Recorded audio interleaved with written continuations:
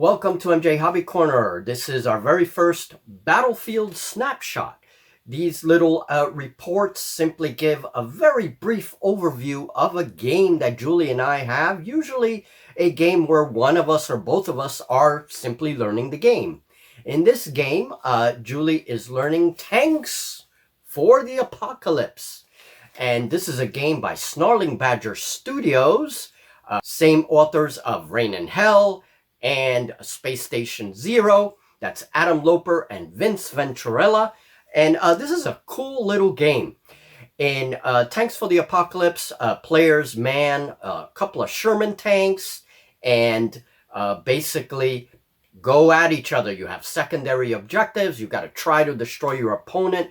The rules are very free with a very interesting action mechanic where you have a pool of dice, and those dice will determine your actions. You will choose how many actions you get based on how you use those dice. Now, as your tank takes damage, those dice could start lowering, and so your options for actions will definitely get tighter. So in Tanks for the Apocalypse, players will roll for secondary objectives. Each objective marker that they have on the table will have to be identified. And you roll once, you get one of the results, and it'll tell you how to place those objectives on the table. Now, what we decided to do is we had several markers on the table, different colored markers, and we decided to roll for each one to just make things a little bit different. And so we got two captured villager results, those red ones. And we got one which was ordnance, which was the blue marker. And that's how we identified the markers for the game. In this game, I am using my Pendraken Miniatures Firefly for the very first time. So I get to test it out. And Julie is using the other little Sherman there, the late war Sherman from Millennium Toys. And that is a plastic miniature. And turn one, Julie decides to allocate 4 dice to her movement. And so she begins moving her tank. Her tank revs up its engine and moves up the road. I then show her how the tanks turn. And she decides to go right for that objective.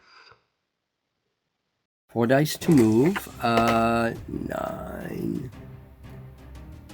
Okay, so now I park my tank right there and turn the turret. And now I shoot at you. And you have villagers that are now running behind your tank. And anytime you move, the villagers will move with you. All right, so I'm going to shoot. I take 3 dice. And what's your defense now? You have a plus. I get a +2, right? Yeah, so because 12. So 12. All right, 12. Oh, 11. Okay. All right, so I popped smoke as soon as after I missed and make sure that there's some smoke between us. All right. So that's your movement. So it's turn 2, and Julie begins moving her tank. She turns it on the road. Tanks get an extra 2 inches on the road, an optional 2 inches. We gave that rule. And, well, she peers out of the smoke and turns that turret towards me. Okay, so you turn your turret and you fire. Now I still get that defense from the smoke. Okay. So, yeah, she's aiming towards my front and manages to get a penetrating hit. My defense had a +2 to it, so it's actually a 12. But she manages to roll 2 dice for damage. I rolled an inch for backing up. All right, that's a house rule. We're allowing 1 dice to be used I like that. for backing up. So I only rolled an inch, so I can only back up an inch. So, yeah. Okay, so I back up an inch. And damn it, Julie. So Julie continues her murderous acceleration towards me. already with 2 objectives. She floors it, which is a special action. She can't do anything else this turn, but she gains a great amount of speed. And yeah, moving towards my tank. 2 more. Yay! Oh, damn you, tank. Ha ha!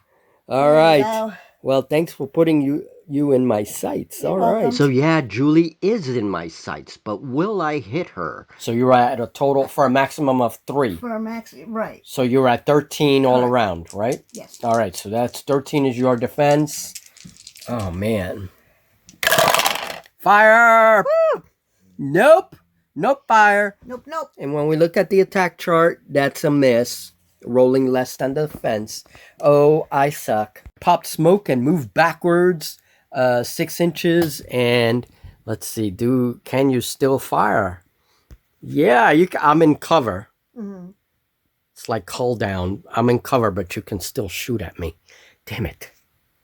Okay. So turn 4, and yes, my tank is in cover, and cover has some rules to it, namely the height of the object, but Julie doesn't care. So then I'm turn my turret, of course, and I'm going to shoot you. I have 3. Boosh. All right, and that's towards one of my sides. Oh, that's towards the side. Okay. And I have 3. So now I moved 5 inches. Greater than... No. Yes, it's a +1. So I only get a 11 for my defense. Okay. So go ahead. I've got 3. Uh-huh. Here we go. No! Ah! You don't have no smoke or nothing. No. You didn't pop smoke? No, I or didn't. did evasive actions? Oh, I am shooting at you, dear. Defense is a 10 for the front shot. Yes. Oh, exactly a 10. Oh, boom. So now you have to roll the now, equal to defense or up to defense. Equal to defense is a glancing hit. Okay. So I do 1 die. 1. Oh, you take 1 damage. That's it. 1 damage box. And that's on the front? And that is on the front, yeah. In this game, every 5 inches you move, you get a +1 to your defense for a maximum of 3. I decide to pop smoke at the end of turn 4. Okay. I don't want you to go that way. Go the other way. Excellent. I'll ram you. Ram! How does that work? All right. So Julie rammed me unsuccessfully, and we continue the game. She moves up the road and pins me in a corner of the table. Yeah, she's up to no good. That turret spins my way and fires. Will she catch me? Well, yeah, Julie's pretty good at the dice, as everyone knows. She's going to do a rear shot, and we'll see what happens. Her rear shot is unsuccessful. And so miraculously the shell bounces off the hull of my tank, and I am not damaged. There you go. I ram Julie right through the smoke. I make my attack roll +3. So when ramming, you make an attack roll as long as you move more than 5 inches. So I have to roll for my own damage. My front is literally destroyed. In Tanks for the Apocalypse, you have these damage boxes on all of your arcs, and you scratch off damage as you take it. Once you get to system damage, you have to roll on a table, which is more serious damage. Things like track damage or engine damage, and as you can see, I have quite a few system damages on my tank. Julie, well, what you think? I thought that it was a lot of fun. I really enjoy it.